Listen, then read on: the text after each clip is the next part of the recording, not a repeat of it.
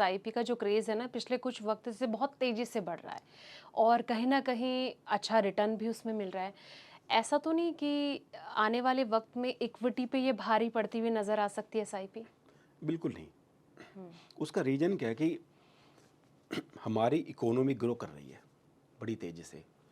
नए-नए स्टार्टअप आ रहे हैं, हुँ, नई-नई कंपनी आ रही हैं जो काफ़ी अच्छा कर रही हैं। तो मार्केट को देखो पैसा मार्केट को पैसा तो चाहिएगा। हुँ, हुँ, मार्केट में पैसा होगा तभी कंपनियाँ एक्सपेंड कर पाएँगी। तो जितना पैसा मार्केट में आएगा, उतना ही हमारी इकोनॉमी को ज़्यादा बूस्ट करेगा। हुँ, हमारी ग्रोथ उतनी ही ज़्यादा मल्टीपल होती चली जाएगी। हुँ, तो इसलिए जो भी पैसा आ रहा है वो अच्छा है, वो आना चाहिए मार्केट में। बिल्कुल। अच्छा कुछ और कमेंट्स ले लेते हैं। एक कमेंट ये है नरेंद्र जी की लमसम तभी करना चाहिए जब मार्केट 15% करेक्शन हो, वरना 3 साल तक झेलते रहो पॉजिटिव नेगेटिव का जो ये साइकिल है वो। देखिए, मार्केट ना 10% हुँ, कभी भी गिर सकता है और हम उसको नॉर्मल मानते हैं, मार्केट को गिरना हुँ, नॉर्मल। हाँ, अगर मार्केट अच्छा खासा गिरा हुआ है 15%, तो आपको डेफिनेटली आप उसमें लमसम डाल सकते हैं। अगर मार्केट 10% से कम गिरा है हुँ, तो भी आप लमसम डाल सकते हैं, बट फिर आपको एसटीपी करनी है। अच्छा। तो एसटीपी करके आपने मार्केट के गिरने का जो रिस्क था ना, हुँ, वो आपने उसको एडवांटेज बना दिया अपने लिए। अगर आज आपने लमसम पैसा डाल दिया, मार्केट गिरा नहीं है, हुँ, तो डेट इज रिस्क। एसटीपी आपने लगा दी तो गिरना आपके लिए एडवांटेज बन जाएगा। अच्छा। तो इसलिए अगर मार्केट अच्छा खासा गिरा हुआ है, हुँ, 15% ज़्यादा गिरा हुआ है, तो आप नो डाउट आप लमसम पैसा डाल दीजिए। और कम गिरा है और यहाँ से लगता है कि और गिर सकता है, हुँ, तो फिर आप एसटीपी चालू करिए हर हुँ, हालत में। तो एसटीपी का वे सबसे बेस्ट रहता है। हुँ, आपको क्या तरीके खोजने हैं किसी भी काम के लिए। अगर आप सही तरीका खोजेंगे तो फिर आप उस पे हमेशा अच्छा गेन करेंगे। हुँ, आपको फ़ायदा होगा उस चीज़ का। इसीलिए प्लानिंग कहते हैं कि एक प्लानिंग होना बहुत ज़रूरी है। हुँ, और वहीं पे किसी एडवाइज़र का रोल आ जाता है कि वो आपको प्रॉपर बता सके कि हुँ, आपको किस तरीके से करना है। हुँ। अच्छा नरेंद्र जी ये बताइए कि लमसम क्या एसआईपी पे भारी पड़ती है? नहीं, बिल्कुल भारी नहीं पड़ती है। रिटर्न के मामले में अगर मैं जानना चाहूँ तो क्या लमसम एसआईपी पे भारी? नहीं, बिल्कुल नहीं है। हुँ, देखिए, सपोज़ एक फंड है, उसने 10 साल में रिटर्न दिए 15% एनुअली, तो आप लमसम डालो, आप एसआईपी करो। हुँ, रिटर्न तो आपको 15% ही आनी है। या कि जो वैल्यू है, हुँ, एक्चुअल वैल्यू, वो लमसम वाले की ज़्यादा बन जाएगी, क्योंकि उन्होंने डे वन पे सारा पैसा डाल दिया था। हुँ, जबकि एसआईपी वाले ने मंथ मंथ करके पार्ट्स में दिया है, तो उनकी रिटर्न एक्चुअल वैल्यू कम बनेगी, बट परसेंटेज में तो रिटर्न दोनों को इक्वल आएगी। हुँ, तो इसलिए दोनों चीज़ें अच्छी हैं। किसी भी पर्सन को दोनों चीज़ें करनी चाहिए। हुँ, जब लगता है कि जेब में अमाउंट है लमसम के लिए, लमसम डाल दो, वरना एसआईपी चलती रहने दो। हुँ, और मैं तो कहता हूँ कि लमसम आदमी हर साल at the end of year calculate करे कि क्या मेरे खर्चे हैं, हुँ, क्या मेरी अर्निंग है, उसका गैप कितना है, हुँ, और उस अमाउंट के एसआईपी चालू करे। और जैसे जैसे इनकम बढ़े उसको बढ़ाता रहे, तो उनको लमसम डालने की जरूरत ही नहीं पड़ेगी। हुँ, उनका पैसा ऑलरेडी बड़े अच्छे से डलता रहेगा और वो अच्छा। ग्रो करता रहेगा। अच्छा अगर मैं कहीं न कहीं मार्केट के हिसाब से बात करूँ कि अगर किसी को पैसा बनाना है तो कौन से वो 5 फंड होंगे जहाँ पर दाँव लगाने से पैसा अच्छा अच्छा रिटर्न मिल सकता है? देखिए, सबसे पहले तो ना, फंड से पहले तो हमें देखना है कि हमें एक अच्छा पोर्टफोलियो बनाना है। हुँ, अगर किसी भी पर्सन को इन्वेस्टमेंट करनी है, हुँ, तो आज के टाइम पे यह कि बहुत से लोग बाग स्मॉल कैप फंड ढूंढेंगे, मिड कैप ढूंढेंगे, लार्ज कैप ढूंढेंगे। उन्हें 3 फंड अच्छे ढूंढने पड़ेंगे। हुँ, उससे बेस्ट है मल्टी कैप कैटेगरी। अच्छा। जब आप 100 रुपये इन्वेस्ट करते हैं, हुँ, तो 33 रुपये जाएगा लार्ज कैप में, 33 मिड कैप में, 33 स्मॉल कैप में। हुँ, तो इन्वेस्टर क्या करें, कोई भी अच्छा सा मल्टी कैप ढूंढ के हुँ, उसमें अपना 60% पैसा उसमें अपना डिप्लॉय कर दे। अच्छा। और जो बचा हुआ पैसा है उसके पास में 30 से 40%, हुँ, उसमें से वो मिड कैप स्मॉल कैप फिर वो ले सकता है। तो मल्टी कैप ऐसा प्रोडक्ट है जो आपकी सारी नीड को कैटर कर लेता है। अच्छा। तो ये कि बेस्ट है कि अगर किसको मान लिया 5 फंड रखने हैं, तो हुँ, वो वैसे तो स्कीम का रिप्लिकेशन नहीं नहीं होना चाहिए, हुँ, बट अगर उनको रखने ये 5 फंड, तो वो 3 मल्टी कैप और फ्लेक्सी कैप ले सकते हैं अच्छा। और एक मिड कैप स्मॉल कैप ले सकते हैं, तो उनका पोर्टफोलियो अच्छा बन जाएगा। हम्म। तो उनका क्या है कि डाइवर्सिफिकेशन प्रॉपरली हो जाएगा। हम्म। वो सबसे आइडियल रहता है पोर्टफोलियो क्रिएशन। पता है क्या है, एक ना अच्छा पोर्टफोलियो अगर आपने बना लिया, तो अच्छा पोर्टफोलियो की ब्यूटी क्या होगी कि मार्केट गिरा 20%, हम्म।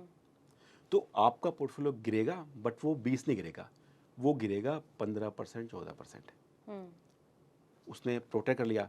और जब मार्केट बढ़ेगा, मानिए मार्केट बढ़ा 20%, तो आपका फिर पोर्टफोलियो बढ़ेगा 22%, 25%। तो यही तो एक अच्छे फंड की निशानी है हम्म। कि मार्केट के मुकाबले कम गिरना है अच्छा। और उससे ज़्यादा उठना है। वो अच्छे फंड की निशानी है। सेम पोर्टफोलियो के साथ में कि आपका पोर्टफोलियो ऐसा हो कि मार्केट से कम गिरे और उठे ज़्यादा, तो फिर आप अच्छी वैल्यू बना लेंगे। वो कहता है आदमी चैन सुकून से सो पाएगा। बिल्कुल। और पिछले कुछ टाइम हमने देखा कि मार्केट में ना कोई बादशाह यानी कि किंग का जो रोल अदा कर रहा था वो गोल्ड सिल्वर था। कहीं ना कहीं इक्विटी पर भी वो भारी पड़ रहा था। तो ऐसे में मैं आपसे ये जानना चाहूँ कि एक तरफ गोल्ड सिल्वर है, दूसरी तरफ इक्विटी है। तो अगर एसआईपी किसी को करनी है तो वो किस तरीके से गोल्ड सिल्वर पर दाव लगा के उसे बेहतर तरीके से कर सकते देखिए, किसी भी इन्वेस्टर को ना अपना सारा पैसा गोल्ड सिल्वर में नहीं डालना चाहिए। हैं? पोर्टफोलियो में गोल्ड सिल्वर होना चाहिए, वो होना चाहिए 15% के आसपास, वो सफिशेंट है। क्योंकि होता क्या है कि जहाँ तक हम गोल्ड की बात करें, तो मैंने हमेशा देखा, अगर आप पिछले 20 साल का भी उठाओगे तो 3-4 साल तक गोल्ड बिल्कुल शांत रहता है, उसकी कोई बात नहीं करता। फिर साल 1.5 साल के लिए गोल्ड तेजी से ऊपर भग जाएगा। तब हर बंदे को लगता है गोल्ड सबसे बेस्ट है, हाँ। सारा पैसा इसी में होना चाहिए। उसके बाद में फिर गोल्ड दोबारा से शांत बैठ जाता है। शांत मतलब वो रिटर्न देता है, पर इन्फ्लेशन बीट वाली रिटर्न दे देता है।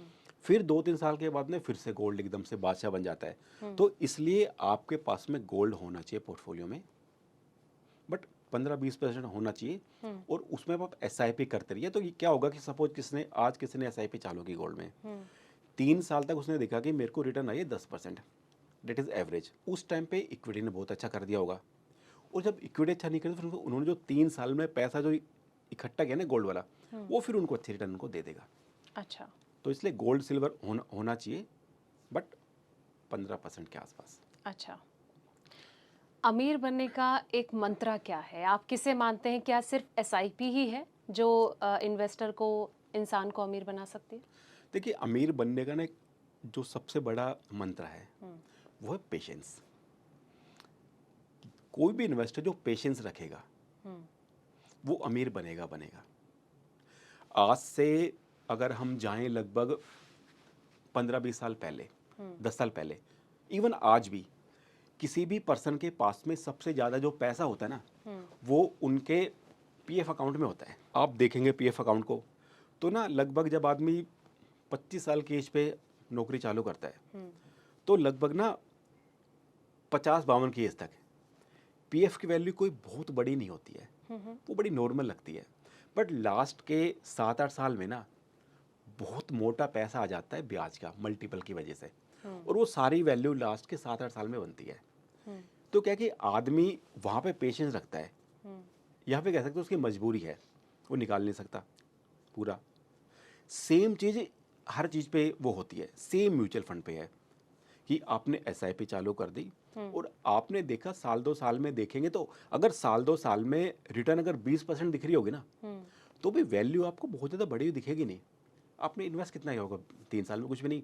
बट रिटर्न एवरेज है और टाइम 10 साल 20 साल है, तो वैल्यू बड़ी आपकी बन जाएगी। तो आपको अच्छा फंड देखना है, उसके बाद में फंड पे ट्रस्ट करिए और 10 साल 20 साल उस फंड को आप दे दीजिए। तो वो फंड फिर आपके लिए डेफिनेटली कॉर्पस बना के देगा। ना बनने का कोई भी रीजन नहीं। एक अच्छा फंड क्या है नरेंद्र जी? मतलब किसे माना जा सकता है कि ये फंड बेस्ट है, सदाबहार जो कहा जाता है? कोई है ऐसा कि जिस पर आंख बंद करके ट्रस्ट किया जा देखिए, सके? मार्केट में इस तरह के बहुत सारे फंड हैं। मतलब कि कोई ये कहे कि मुझे बेस्ट फंड चाहिए, तो बेस्ट तो कुछ भी नहीं होता है। अच्छा। क्योंकि अगर आप टॉप 10 फंड देखोगे, तो टॉप 10 फंड में ना फंड आएंगे, एंट्री करेंगे लिस्ट में, निकल जाएंगे, आएंगे निकल जाएंगे। एक अच्छा फंड वो होता है जो ना हमेशा उस लिस्ट में बना रहता है, वो कभी टॉप पे नहीं आता, हम्म। वो हमेशा नीचे की साइड में हमेशा बना रहता है बेशक। तो क्या जब वो बना रहा मतलब उस फंड ने हमेशा अच्छा किया है, हम्म। उस फंड ने हमेशा एक एवरेज रिटर्न दी है, तो फिर वो लंबे टाइम में फिर वो वैल्यू बन जाती है। बिल्कुल। तो इसलिए अच्छे फंड की निशानी एक तो ये कि वो फंड डिसेंट होना चाहिए, हम्म। कि वो हमेशा एवरेज रिटर्न से थोड़ा सा ऊपर देता रहे। दूसरा फंड ऐसा होना चाहिए कि जब मार्केट गिरे हम्म। तो वो औरों के मुकाबले कम गिरे, और उठने के टाइम पे औरों से ज़्यादा उठे, तो उस फंड ने फिर अपना अपना काम अच्छे से कर दिया है। तो ये एक अच्छे फंड की पहचान है। और हमारी कोशिश हमेशा रहती है कि हम ना क्लाइंट को ऐसा फंड दें कि जब भी क्लाइंट अपना पोर्टफोलियो खोल के देखे तो उसको एक ना पीस ऑफ माइंड मिले कि यार चलो पैसा मेरा बढ़ रहा है धीरे धीरे। और वो कहते हैं ना धीरे धीरे बढ़ता हुआ वो लास्ट में जाके वो धीरे का वो बहुत फास्ट हो जाता है वो। हम्म। तो इसलिए अच्छा फंड की पहचान यही यही है कि वो हमेशा अपनी पेस से बढ़ता रहना चाहिए। हम्म। कहीं न कहीं आपका जो एक्सपीरियंस है इस फ़ील्ड में, जिस तरीके से काफ़ी सारे लोग आपसे कनेक्टेड रहते हैं, तो आप भी अपनी नज़रों के आगे देखते होंगे कि जैसे ऐसे टूटती मार्केट होती है, तो कई लोग आपको फ़ोन करें, "नरेंद्र जी, मेरा पैसा डूब तो नहीं जाएगा?" तो ऐसी सिचुएशन में आपके लिए कितना मुश्किल होता है या कितना ईज़ी हो पाता है उन्हें कन्विंस करना कि देखिए थोड़ा-सा धैर्य रखिए, जैसे कि आप लगातार अभी पॉडकास्ट में कह रहे हैं? देखिए जब कभी ना मार्केट गिरता है हुँ। तो जो होते हैं ना नए इन्वेस्टर होते हैं, अक्सर उनके फ़ोन आते हैं। अच्छा। तो आपको ना करना क्या है कि आपको ना उनको दोबारा से बेसिक प्रिंसिपल पे लेके जाना है। हुँ। वो आपको उनको बताना है कि सर आपकी 2 साल से एसआईपी चल रही है, हुँ। जब आपने एसआईपी चालू की थी हुँ। तो इस फंड की एनएवी ना 20 रुपए थी, आपने 20 पे खरीदी थी, इस महीने वो एनएवी आपने 13 रुपए पे ली है, हुँ। तो आपको यूनिट ज़्यादा मिली है। तो आप देखा जाए तो तरीके से अपना गेन कर रहे हैं। तो ये कि जो भी बेसिक प्रिंसिपल होते हैं ना वो हमेशा सेम रहते हैं। तो आप उनको फिर से ना शुरू से आपको उनको सब कुछ समझाना पड़ता है, हुँ। हुँ। बेसिक चीज़ें। और आदमी फिर समझता है भी है और रुकता भी है। हुँ। फिर वो लंबे टाइम तक जो ये कि जो एक साइकिल देख गया ना मार्केट की, हुँ। जैसे पिछले 1.5 साल में मार्केट ने काफ़ी बेकार किया है, हुँ। तो जो नए इन्वेस्टर हैं जो 1.5-2 साल पहले आए थे, आज उनको लगता होगा यार पता नहीं क्या चीज़ चल रही है। बट अगले 2-1 साल में जब मार्केट दोबारा बढ़ जाएगा और उसके बाद फिर कभी टाइम आएगा 3 साल में 5 साल में पता नहीं कब आए, हुँ। जब ऐसा टाइम दोबारा से आएगा तो वो फिर इस चीज़ का फ़ायदा उठाएंगे।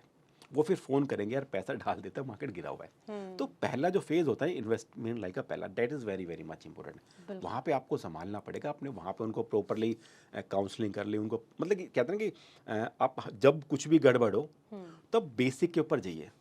तो आप उनको क्लाइंट को बेसिक सारी चीज़ें समझाइए, वो समझेगा और फिर वो रुका रहेगा और वो फिर पैसा बनाएगा भी।